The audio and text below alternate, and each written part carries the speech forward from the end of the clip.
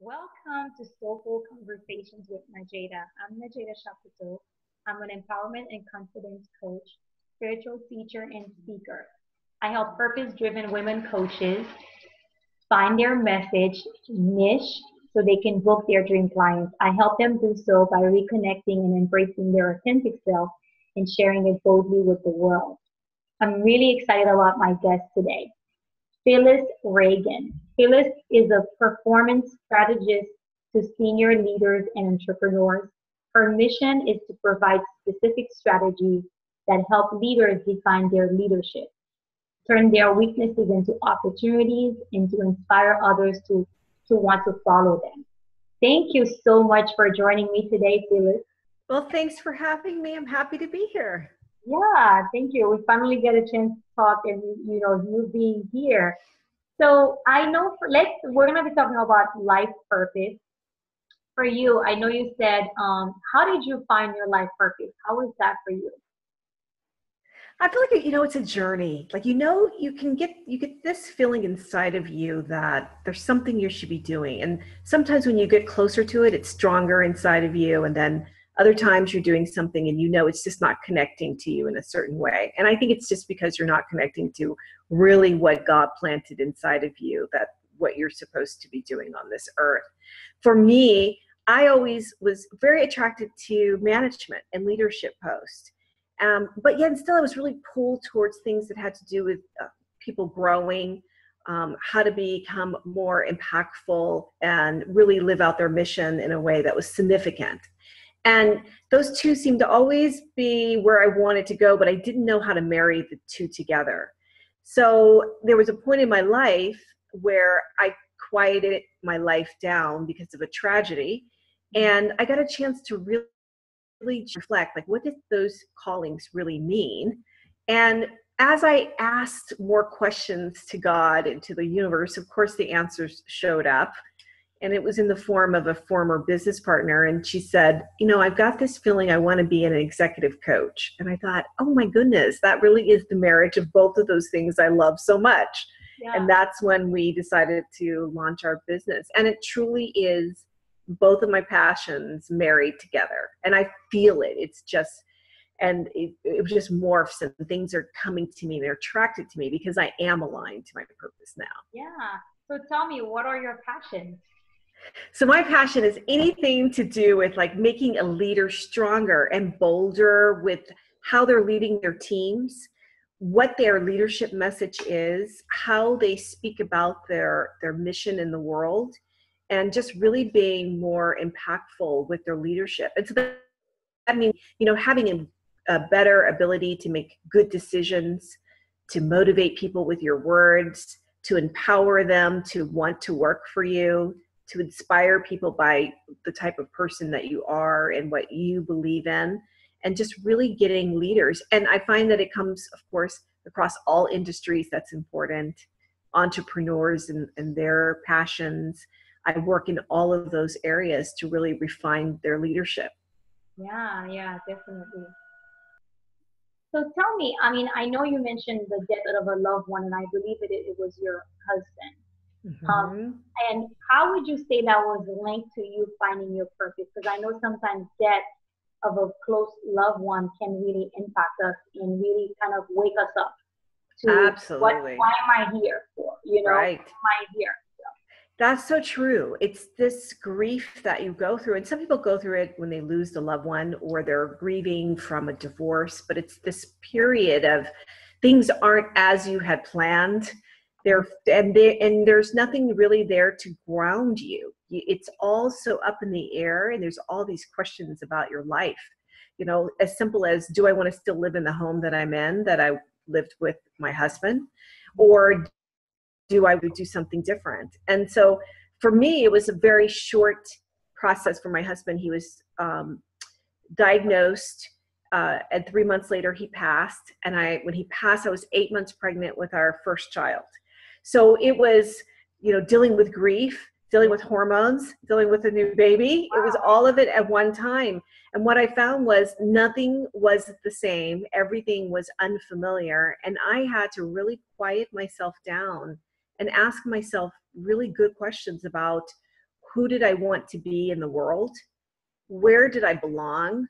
Who needed to be around me? And just really be purposeful and thoughtful about how I was structuring my life. And I think with that quieting down that happens around grief, you do know that those questions are paramount, that life is tremendously short, that you don't get a lot of opportunities to get it right. You don't get a lot of opportunities to align with your purpose and really make something significant happen. We think we have this longevity that it's just not guaranteed. And so that was just like hitting me on the head with wake up, make something meaningful in your life happen. It does matter. Yeah.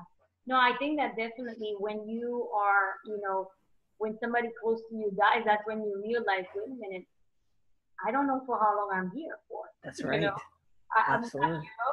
So you really.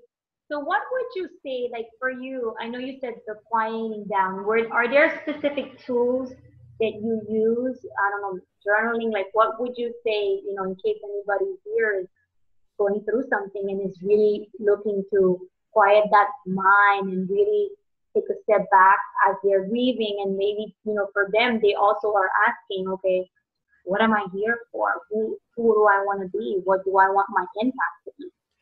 Absolutely. And I think I have a toolbox, and I think it just depends on where I am in my life or the day sometimes on what I think I need to pull out.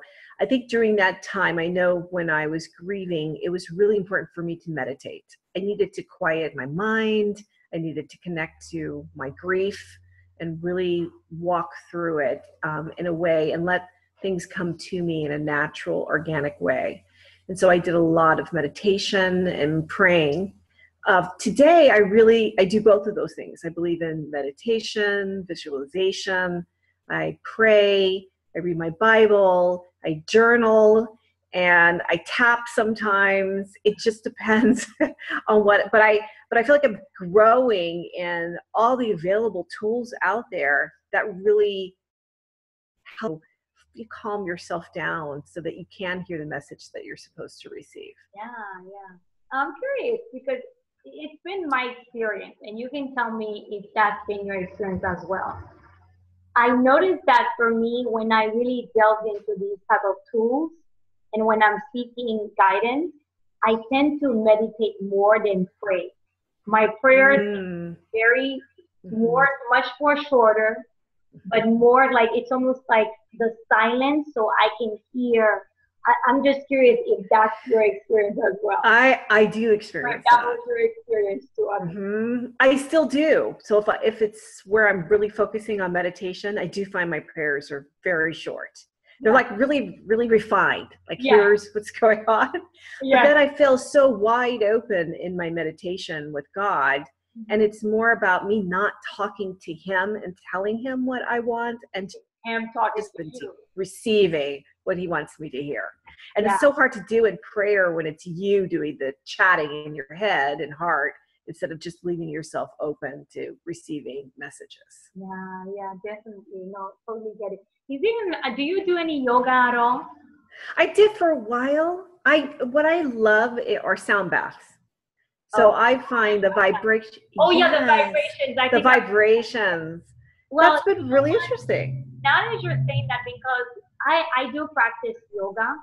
I do have a favorite, which is Kundalini Yoga. One of the things that I've noticed with me, and since we're talking about the prayer, meditation, and the quieting of the mind, I have been noticing that lately, because I'm more in a place of really wanting to receive guidance and everything, I'm almost like, I'm not interested in going into a yoga class that doesn't give me enough meditation time. Yes, right. I love to dance. Yes. I don't really want to move my body that much. I just want to sit on my mat. Right. Just the stillness of it, the quietness. That's what I'm looking for, Right. Absolutely. And so I look for that wherever I can. Because life's so so noisy, So busy. so busy. And then you add social media with its own kind of chatter going on. You have to be able to disconnect if you're really going to listen to what those messages are for you. Yeah, no, definitely. So tell me, so for you, when you knew that's what it was and you found, your business partner, which is a friend, so how did it go about, like, you just basically follow the path? Sometimes people are like, and how was that path, Right. We had no path. We did everything that you're not supposed to do when you're like, no business plan. We were total risk takers. That's how you learn. We learned every turn we went. We learned about how to actually find clients. We learned about marketing. We grew with the services that we provided. We had the skill set. It was just developing, like, what do we look like? How do we market it? And Yeah. we're in our 5th year of business, so we have it figured out, but it was really rough the first 2 years, just trying to, and then which part of it do we take as partners? So on the management side, who's responsible for what? And then on what we deliver to clients, who's doing what aspects of it. So it took a while. It's like a dance, but I think we've finally figured it out. Yeah, great. So what would you say? Because I know for me, many times people have asked, okay, does my life purpose have to do with my career? And I know for many of us, some of us believe that you have different purposes depending on where you're at in your life. Like being a mom, and I know you're a mom, is a purpose. Right. It is yes. a big purpose. So what would you say for you, like for somebody, what would you say in terms of how does your purpose link into your career? Because it seems for me, when you got your purpose, and that's for me, that's what it was. Right. But and for me, that's what it was for me as well, obviously. But I think we show about our purpose in every area of our life. Absolutely. That for some of us, it is very much a part of our career. So what would you say for you? How were you able to sort of like merge them? Yeah, that's interesting because I think it's like playing around with it. I think you have to be playful. People get really serious about finding their life purpose. It's really, I think it's so stressed out about it. Right. What am I supposed to be doing? But you're around with it a little bit. Maybe you do try something in a career and there's aspects of it that you like and there's things that you don't. So that's telling you something. So you take that and maybe you try something else. I don't think that you can just sit and just wait for it all to come to you. I think there's little signs along the way that says, here's more of what you might want to do. And slowly you can start to see and evolve as to what your life purpose is. Some people feel really clear, like I'm meant to be a doctor, but that's not in and of itself the end of their journey. It might be that they find out when they're in their 50s that they're supposed to be a doctor helping people internationally, on missions. So it shows up in different ways. You just have to just allow life to kind of introduce itself to you, all these different ways that you can actually grow into your purpose. Yeah. So it's there. And I do think there's different aspects of purpose. So for me, it's definitely about this passion of helping others. I believe God put my child in my life for a reason. He's on the autism spectrum. And so with that are a lot of challenges, and there's a great need for me as his mom to give him a certain kind of direction and help. And I'm his resource in life, as I say. And so I think that's another part of my purpose. So I can just feel that these things are growing, but he wasn't in my life 20 years ago. He's only 12. So it's kind of like, it's just growing as to what my purpose is. Definitely. And what you just said about how, later on in life, things change. And I was just yesterday, I was listening to Oprah Winfrey. I don't know if it was last year, she gave a talk at Essence, I think it was Essence Festival or something. I think so, right. And she was saying, and it made me think about her, her show, the Oprah Winfrey Show, was purpose. It was part of her purpose. But she's no longer doing it. That's right. Then she went ahead and moved on with her own network. But even in her own network, we're seeing less of her in terms of like being in the front. She has all these shows, and we do have the Super Soul Sunday, but just to show how your purpose, it evolves. As you grow and change, it evolves and it changes form anytime. That's right. And so her basic tenets are that from the beginning of her Oprah show was that she wanted to hear people's story. She wanted to learn about their journeys. And that's still what drives her, but how it's showing up is completely different. Yeah, definitely. So yeah, thanks for sharing that. So what do you stand for in life? I stand for people really taking care of themselves. I really stand for people loving themselves, because you can see in the world when you don't care about yourself or love yourself enough, what happens. And you see it in politics. You see it in the way people make this poor business. You see it in how they don't take care of their families and make unwise decisions. And it's really, there's environmental things that are happening around them, but how they respond to it really is about that they don't care about themselves. It's this lack of love and understanding that we're all given from the beginning of, our birth. And then something happens along the way and we either stop focusing on it or we just didn't learn around us how to care about ourselves. So I stand for people really taking the time. And if that means going to therapy, if that means you are more linked into your church, if it's the support of friends around you, whatever it is that gets you to that point of really taking care of yourself, that's what I believe in. Yeah. I'm curious, is that for you, when you say that, has there been experiences that in terms of your seeing, or is it a personal thing that in terms of maybe, was there a time where you felt you were not taking care of yourself, or maybe you saw people in your life who were going through? So sometimes I'm just curious where, is it coming from? Yeah. It's coming from the past because I had a mom who did not take care of her emotional needs. Yeah. And it showed up with anxiety and depression. And then for me as a young adult, I had to learn what that meant because I didn't see it in my life. And so I, in my 20s, struggled with depression myself.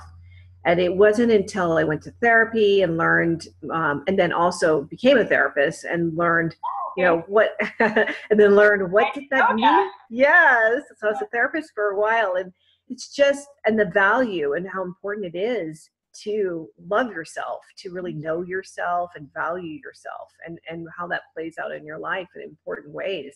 And everyone that you touch, it matters. And then it shows up with my coaching. For a lot of my clients, I mean, they're top-notch leaders, but when I spend time with them, they're sorely lacking in self-love and self-care.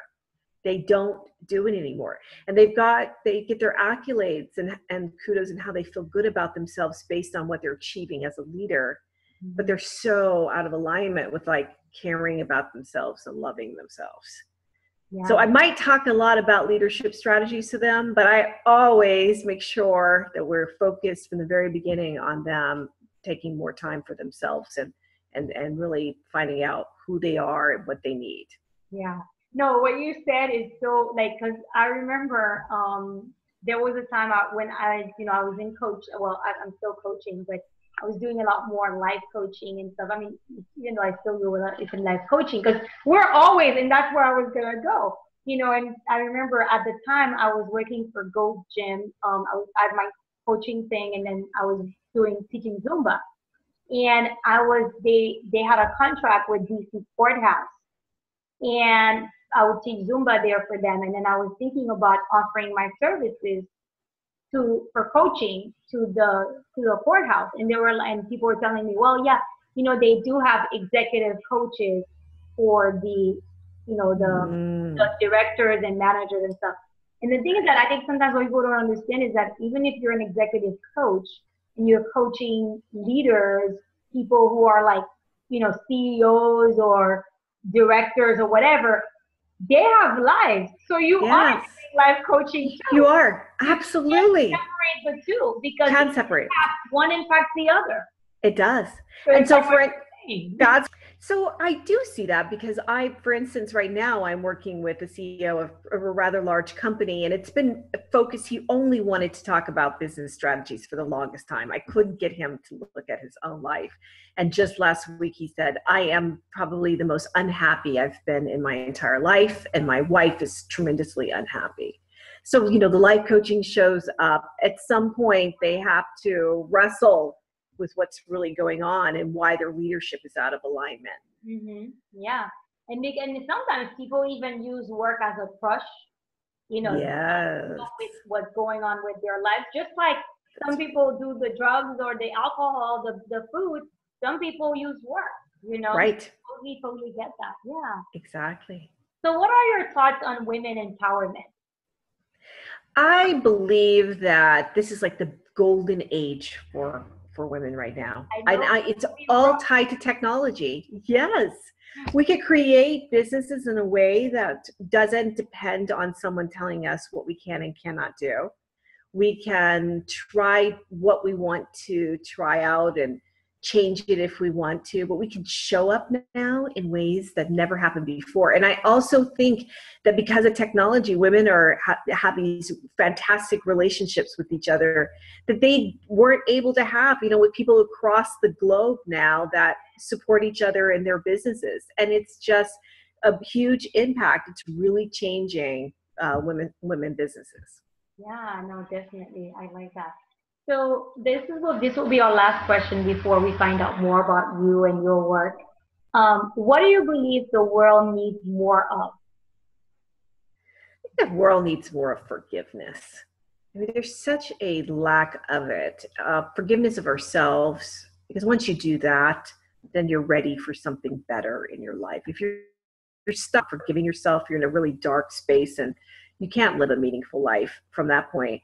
But also just letting go of all the hurts that people did to you or things they did wrong or they said something to you on Twitter or whatever, from the president on down. Got to let it go. There has to be a flow of forgiveness so people can really be aligned into what serves other people, how they can really do something meaningful and important in the world. Yeah. If you're stuck on, worrying about Twitter and trying to hurt someone, you're really in a lost, dark space, and it's just not effective. No, you know what? It's so interesting that you bring that up because I always, I had a conversation a few months ago with some friends where I was saying how even though not that I don't care about what's happening, because I'm very much, I do care about it. I take action where I need to take action. But if we're caught up and we're really focusing on all the negativity, you can't be in a peaceful place. That's right. Can't be in a great. That's why I have to be honest and say I don't watch much of the news. I mean, it's so really negative, right? I mean, it's really on Facebook. It's really on Facebook, or I do subscribe to some email people, so I have some people, so they email me, and I know, okay, I'll call my senator.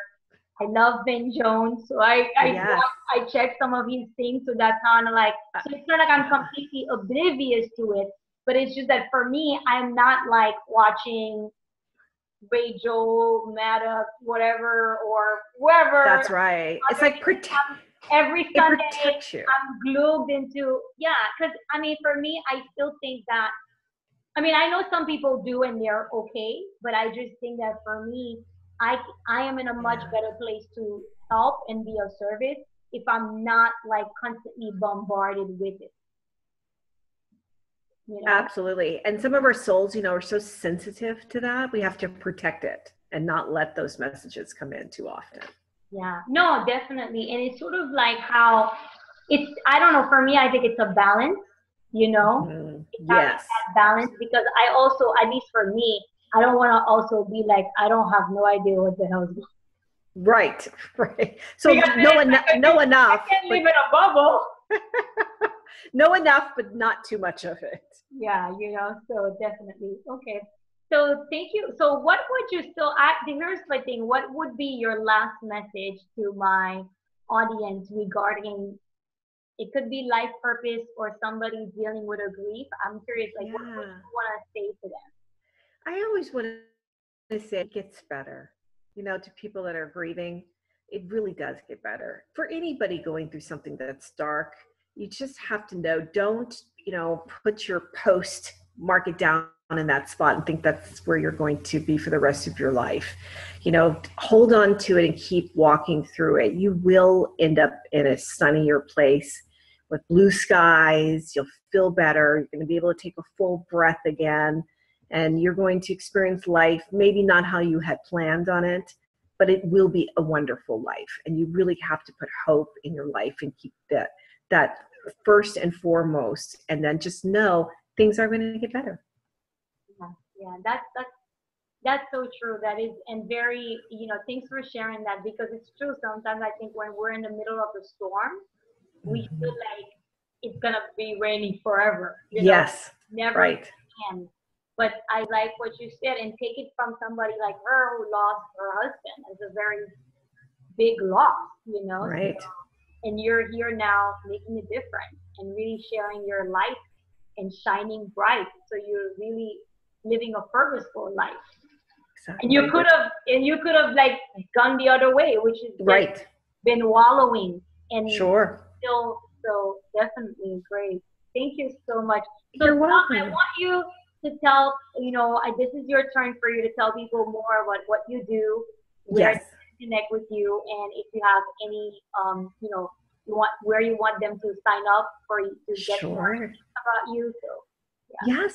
If they're interested in executive coaching, they can come over to my business page on Facebook and let me know. So I'm on Facebook and it's Phyllis Reagin. And if you want to follow me on my blog, then that's www.phyllisreagin.com, and you can sign up for my blog. I look at bi-monthly, I look at what's going on in the entertainment, political, business world with leaders and some of their mistakes. Yeah. And then I'll give some strategies for you not to do that in your own business. Yeah. So I'd love to have them join my blog. Great. Definitely. Awesome. Okay, cool. Thank you so much for joining me again today. Thank you. Yes, it was a pleasure to have you. And thank you everyone for joining us. We hope you find value in this. Let us know in the comments below. All her information will be on there, everything that she just shared with us in terms of where you can connect with her. It will be on the video as well. And if you want more, if you want to know, if you don't want to miss any of our episodes, if you're looking for more tips, please feel free to sign up for my email list, which is in the box below as well, where you can, and you'll get new episodes directly in your inbox, and also you'll get weekly tips and inspiration from me. So thank you again. Love and light. Take care.